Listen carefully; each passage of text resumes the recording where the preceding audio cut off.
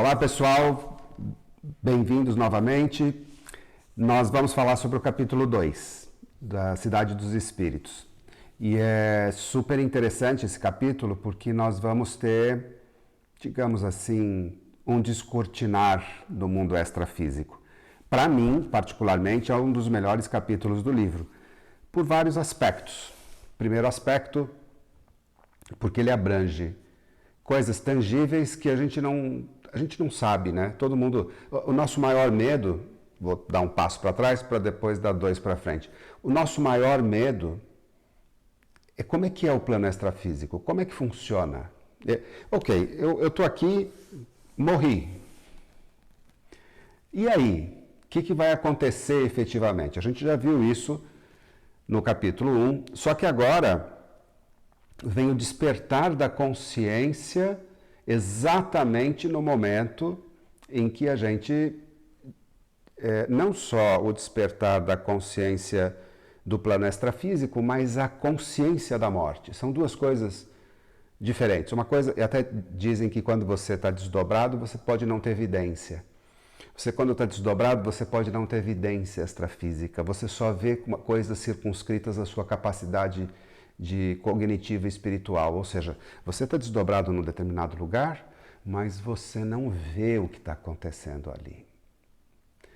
Nessa circunstância em que a gente está falando no contexto do livro, não. Ele está desdobrado e totalmente consciente de tudo aquilo que está acontecendo. Isso aqui é um grande divisor de águas e é uma das características do desdobramento definitivo, porque você consegue desdobrar através de algumas formas. A primeira delas é um impacto emocional muito grande. A pessoa desmaia. Segundo é através da anestesia. A pessoa apaga. Terceiro é através de uma batida muito forte na cabeça, uma colisão, alguma coisa, a pessoa desmaia. E desmaia significa sair do corpo físico, né? E quando você dorme, você também desdobra. E quando você morre, você também desdobra. E você tem um outro elemento que também é utilizado nas técnicas de apometria, que é o desdobramento induzido através de pulsos, que são as técnicas de desdobramento da apometria. Muito bem. Mas você pode não ter consciência no plano extrafísico. Quando você, por exemplo, faz uma operação de desdobramento na apometria, você pode falar, não, eu acho que eu estou vendo tal, eu percebo tal coisa. Quando nós estamos falando nesse caso específico, são os olhos do espírito enxergando tudo e vivenciando tudo.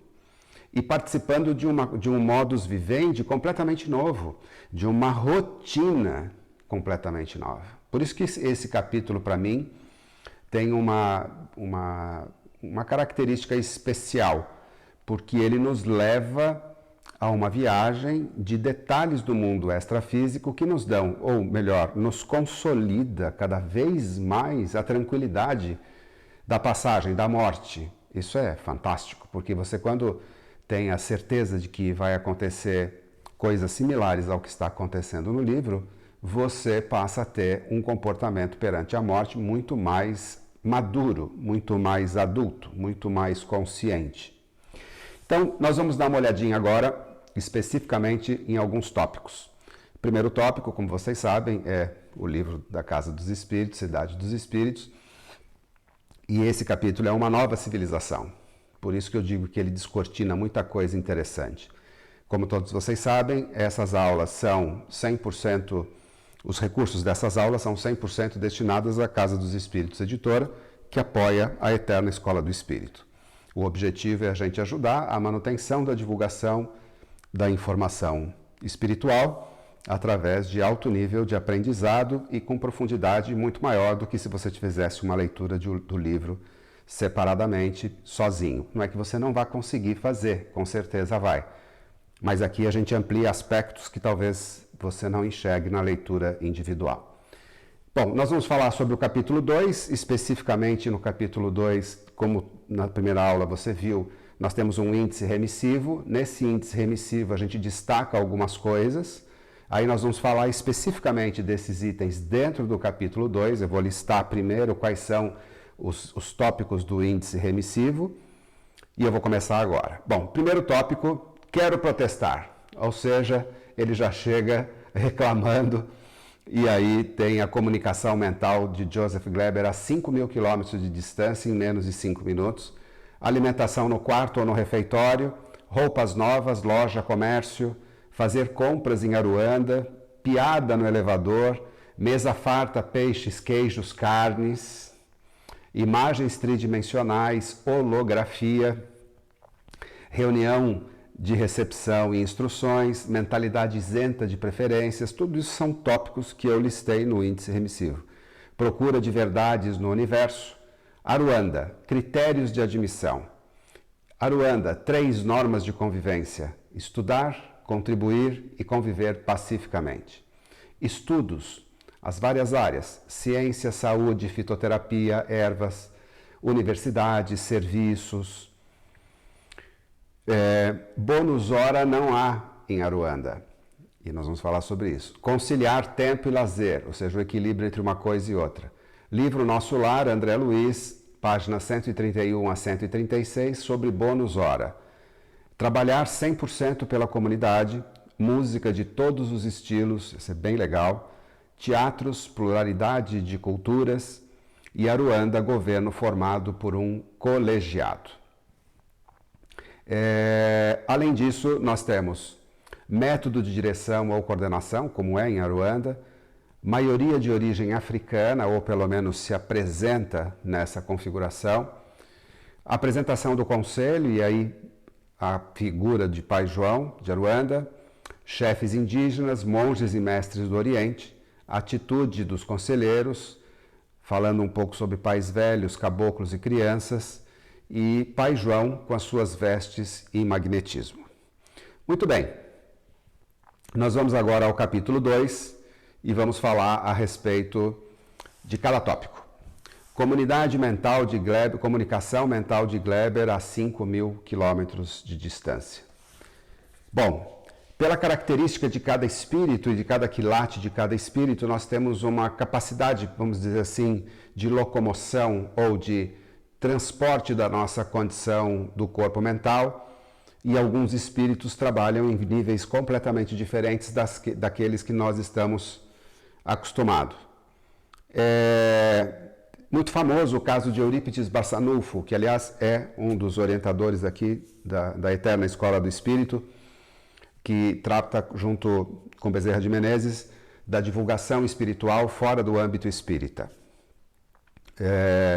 Eurípides Barçanufo foi conhecido por bilocação, né? De estar numa aula e desdobrar, e se bilocar para um outro local.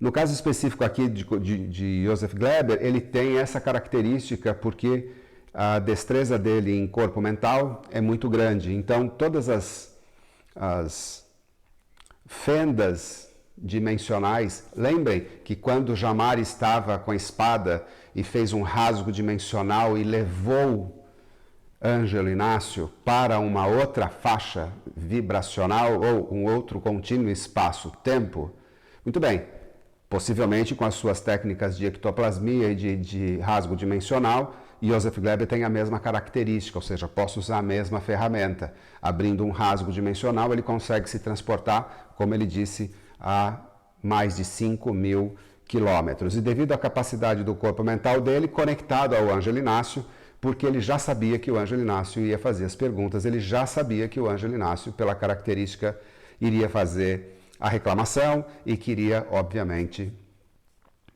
ter que responder. Então ele já estava com seu corpo mental ligado a Ângelo Inácio, e não duvido também que hajam, assim como há aqui, hajam equipamentos que nós não temos conhecimento sobre eles. Por quê? Porque se você tem um microfone que você consegue conectar a X mil quilômetros de distância através de satélite, por que você não tem um no plano extrafísico muito mais sofisticado que possa estar, por exemplo, alojado no corpo de Ângelo Inácio ou no ambiente onde ele está e que se comunique diretamente com Joseph Gleber? Aí eu deixo um ponto de interrogação, que é um ponto bacana, que acabo de deixar anotado, inclusive, sobre a comunicação em 5.000 quilômetros. Vou fazer essa pergunta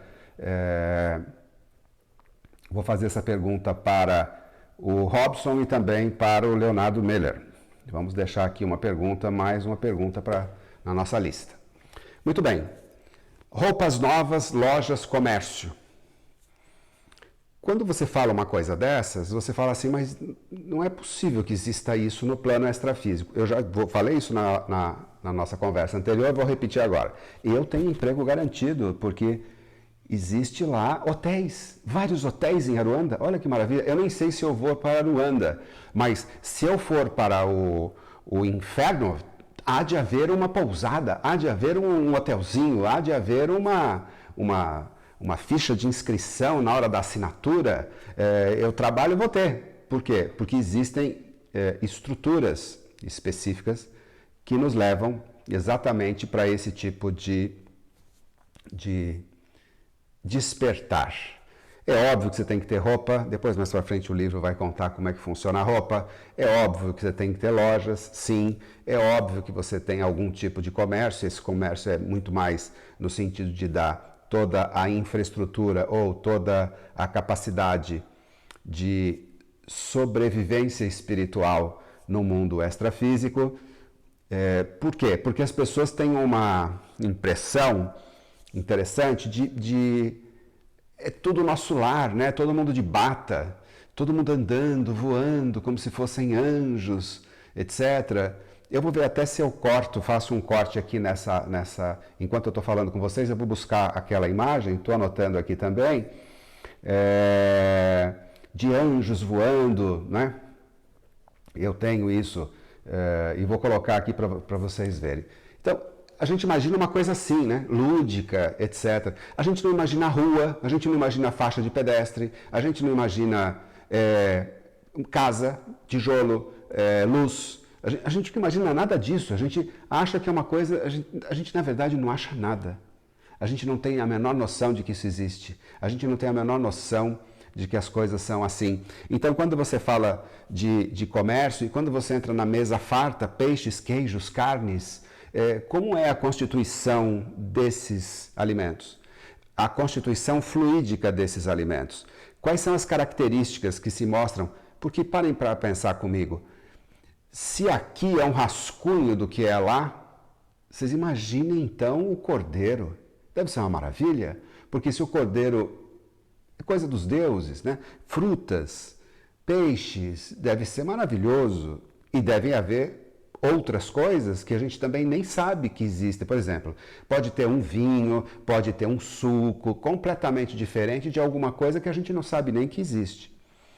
Então, isso é muito importante porque descortina, tira a ilusão de que essas coisas não existem no mundo extrafísico, principalmente em Aruanda. Só no paraíso vai existir esse tipo de coisa. Não, existe um modus vivendi, existe um modus operandi que é característico de cada faixa vibracional. Por isso que quando a gente fala que o grande objetivo de Aruanda é a procura de verdades no universo, né? Por quê? Porque a sua verdade hoje, a sua realidade hoje, é uma realidade muito aquém daquilo que você efetivamente pratica, vamos dizer. Você consegue perceber coisas, mas você não vê a totalidade de onde você está envolvido. E isso é fantástico, porque o que é verdade? As verdades do universo. Como é que elas são encaradas? Quantos dados, quantas informações hoje? Estou falando em 2023, essa aula está sendo gravada no dia 30 de julho de 2023, só para que você que assista essa aula depois entenda isso. Em 2023, 2033, 2043, 2053, são 30 anos. Em 30 anos, o mundo, nos últimos 30 anos, o mundo evoluiu tecnologicamente muito mais do que toda a história conhecida do homem. Tecnologicamente. Em contrapartida, ele foi e criou, até eu vi isso numa aula hoje, eu e Thelma estávamos assistindo, que ele criou um verniz nas coisas que é uma película muito fina de nada de profundidade. Então você vai falar com uma pessoa sobre um determinado assunto, ela só tem um vernizinho, você quebrou o verniz, Não tem consistência nenhuma, não tem qualidade nenhuma, não tem profundidade nenhuma, não tem busca pela verdade. É anseio a perfeição e aproximação de Deus. Tem até aquela frase que eu uso bastante, que foi dita, não lembro qual é o nome do professor, mas eu vou lembrar até o final da aula, que ele diz que o mal é a distância que existe entre você e Deus. O mal é a distância que existe entre você e Deus. Quanto mais próximo de Deus, menos maldade existe, porque você vai tomando consciência de coisas, até aqui lembrando o chefe crucificado que disse: perdoai-vos, Senhor, eles não sabem o que fazem. Ou seja, ele, com a sua total consciência de co-criador e avatar do sistema solar, obviamente sabe que o que eles estão fazendo ali é uma selvageria e que eles não sabem que não sabem. Então, quando a gente fala da procura das verdades do universo, a gente começa, como diz Jordan Peterson, comece arrumando a sua cama. Comece arrumando o seu espaço, comece arrumando o seu modo de vida para que você ordene mentalmente para a procura da verdade, porque todo o trabalho que nós estamos fazendo aqui é única e exclusivamente despertar você para as verdades espirituais, assim como essas que estão no livro. Bom, os critérios de admissão. Antes de falar dos critérios de admissão, vamos falar em relação, aí é interessante, de por que existe esse lugar e existem outros lugares. Nós já falamos sobre as colônias, cada colônia com a sua característica, estou só voltando aqui para a gente relembrar, com as suas determinadas características que agrupam espíritos afins para determinado segmento de trabalho ou mesmo de atividade cultural, social, etc.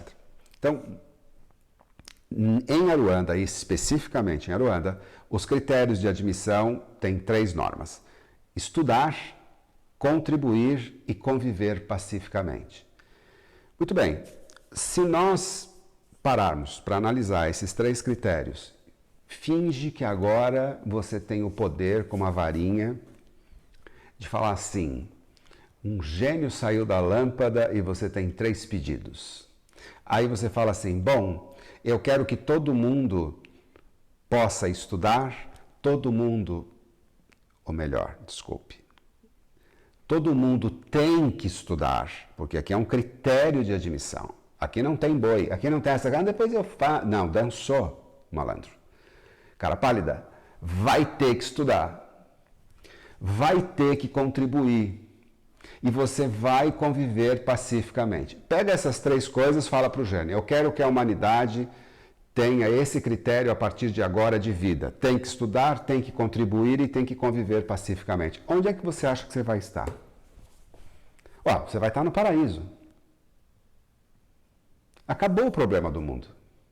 Eu sempre digo, brincando aqui em casa, até uma está acostumado a ver, eu falo assim: olha, se cada ser humano na face da Terra capaz eu estou tirando as crianças, os idosos e os enfermos, aqueles que não, incapazes, né, juridicamente falando.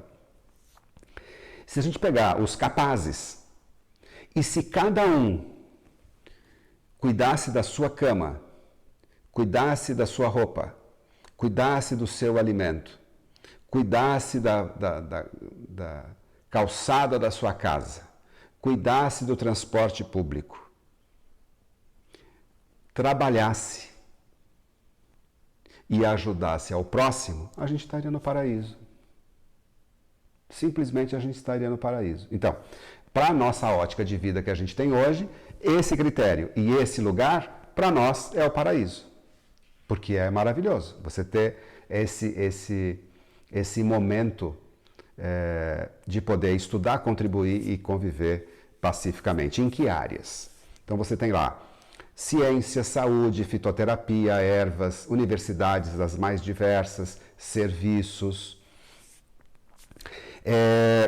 Quando eu digo, e às vezes eu sou, com razão, taxado de chato, porque eu incito muito as pessoas a ler, na minha empresa eu faço isso com os funcionários, quando eu vou fazer um treinamento eu dou um livro, às vezes tem pessoas que nunca receberam um livro de presente, né? Tem um senhor analfabeto que eu estava participando, fiz um treinamento na equipe, e aí entreguei o livro, fiz a dedicatória para ele e tal, não sei o quê. Aí no dia seguinte ele foi falar com a dona do hotel, falando assim, a senhora sabe que eu vou contar um segredo? Qual é o segredo, Sebastião?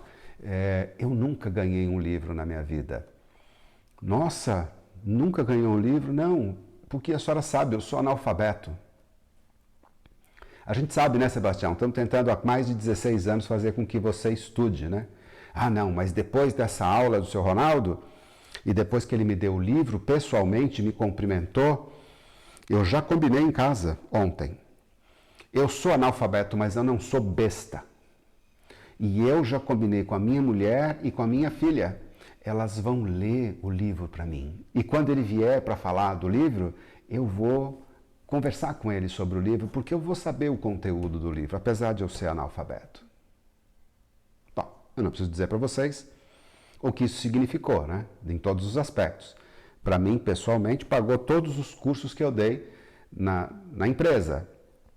Mas mais que isso, ele está adotando o critério que está aqui de estudar, contribuir e conviver pacificamente. Ele é uma das pessoas que, apesar de analfabeto e apesar de ser um auxiliar de serviços gerais, com certeza vai ter na sua digital muito mais condições de ir para Aruanda do que qualquer um de nós, dentro do ponto de vista do trabalho que ele está desenvolvendo na vida dele terrena desse momento. Mas ele foi simultaneamente fazer com que mais duas pessoas lessem o livro, a esposa e a filha, além dele.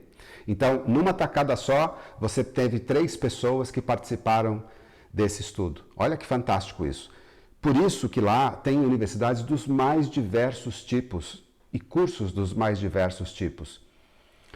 E há de haver algum que se encaixe na sua característica e que você possa, além de saber contribuir com o compartilhamento dessas informações, que eu acho que é o básico, né? Você retém, analisa, introjeta e passa para frente. Quando você passa para frente, o prazer que você tem em passar para frente determinadas informações estão baseadas muitas vezes num depoimento como o do seu Sebastião.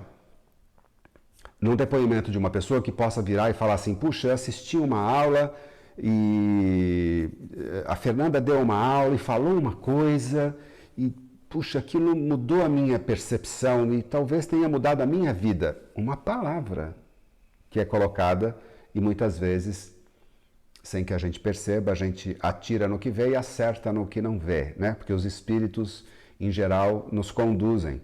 Eles são os especialistas que nos conduzem. Muito bem. Por que não há bônus hora especificamente lá? Porque o critério de moeda utilizada e para determinadas faixas vibracionais, eu vou tentar exemplificar de uma maneira mais interessante aqui para nós, né? Se você pegar o Dalai Lama, por exemplo, hoje, estou dando um exemplo do Dalai Lama, mas pode pegar Gandhi, pode pegar Teresa de Calcutá, enfim. Se você chegar na Teresa de Calcutá hoje e está com muita raiva e você der um tapa nela, na cara dela, pá! Não está dentro do modelo organizador biológico da Teresa, o Joseph Gleber, Pai João, não está a mínima, escutem bem o que eu vou falar, estímulo para revidar. Zero, não consegue, porque a energia de agressividade para uma pessoa que está completamente ignorante dos fatos, ignorante da sua consciência e que está fazendo uma coisa que absolutamente ele não sabe o que ele está fazendo, a pessoa consegue observar de um grau, de uma característica que ele não tem ódio, violência. Isso não quer dizer que ele não possa ser efetivo, prender, deter, levar à justiça, fazer a coisa acontecer. Uma coisa é uma coisa, outra coisa é outra coisa. Então, tem determinadas locais espirituais que ainda se utilizam de bônus hora como se fosse dinheiro, porque as pessoas precisam disso. Se você não trabalhar, você não ganha. Se você não trabalhar, você não tem casa. Se você não trabalhar, você não tem isso. Se você não, ou seja, tem que ter uma moeda de forçada de barra, como tem aqui, porque são em locais de faixas vibracionais mais densas. Quando você vai subindo nessas colônias, com as determinadas características de cada uma delas, quanto mais evoluído é, menos necessidade do bônus hora, porque não há por que te forçar a nada. Você não precisa, aliás, é pelo contrário, você talvez tenha que entrar na fila para tentar segurar todos os voluntários, porque absolutamente todos são voluntários. Observem, todos são voluntários e todos fazem tudo. Todos estão disponíveis para fazer tudo. Então não tem que bonificar uma coisa que já é. Se você vai chegar para uma Teresa de Calcutá e falar assim, eu vou te dar um bônus porque você é boa. Eu falo, não, eu não sou boa, eu estou fazendo a minha obrigação, eu não tenho nenhum direito a bônus. Então, isso eu sugiro vocês darem uma olhadinha na página 131. Eu vou tentar transcrever, ou vou tentar pelo menos colocar aqui, página do nosso lar. E aí nós vamos também ver isso, que vai ser bacana para todos nós, né? Trabalhar 100% pela comunidade. Quando é 100%, a gente está falando que não é 99 nem 105, né? Tem algumas pessoas na nossa atividade profissional, de todos nós, né? Que viram e falam assim, eu trabalho das 8 às 8, eu trabalho das 8 às 22, eu trabalho, nossa, eu dou a vida pelo trabalho, né?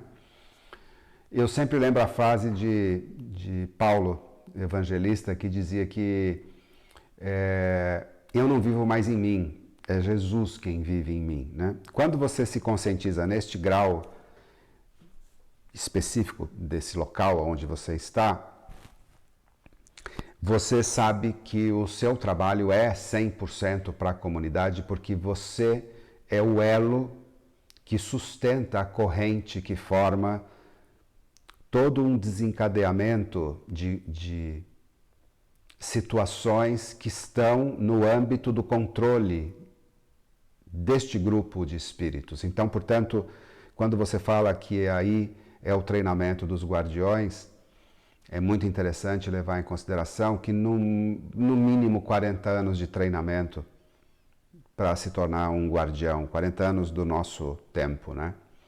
O que isso me dá um certo conforto, porque é tão pouco tempo, se for analisar do ponto de vista extrafísico. Eu estou com 60, então imagina vocês, eu teria 20 anos de profissão, depois de formado, 40 anos. Vocês imaginem o que isso significa no nosso dia a dia. Que a gente absolutamente não sabe nada. E se você não trabalhar pela comunidade 100%, não há a mínima margem de dúvida que alguém não vai pertencer à sua rede de sustentação. Observem, isso é talvez a coisa mais importante. Uma filha psiquiatra e dos conhecimentos que eu tenho das leituras, posso afirmar para vocês. O maior problema existente hoje sobre a Terra é as pessoas não têm mais uma rede de sustentação.